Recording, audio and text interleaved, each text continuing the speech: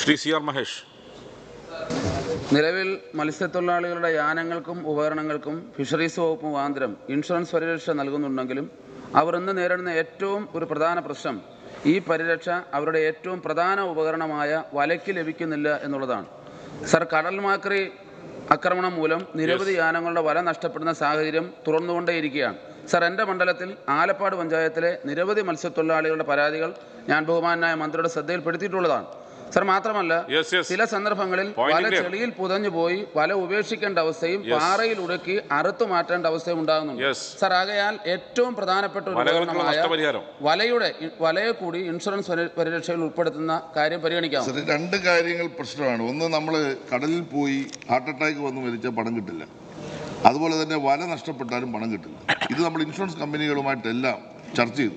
ഈ വർഷം നമ്മൾ ഇൻഷുറൻസ് കമ്പനികൾക്ക് ടെൻഡർ കൊടുക്കുമ്പോൾ ഈ കാര്യം കൂടി ചൂണ്ടിക്കാണിച്ചുകൊണ്ടാണ് ടെൻഡർ ക്ഷണിക്കാൻ തീരുമാനിച്ചിട്ടുള്ളത്. അങ്ങനെ വരുമ്പോൾ ഒരു കാരണവശാലും ഇത്രയും കാലമായിട്ട് അവരത് അംഗീകരിച്ചിട്ടില്ല എന്നുള്ളതാണ് വസ്തുത.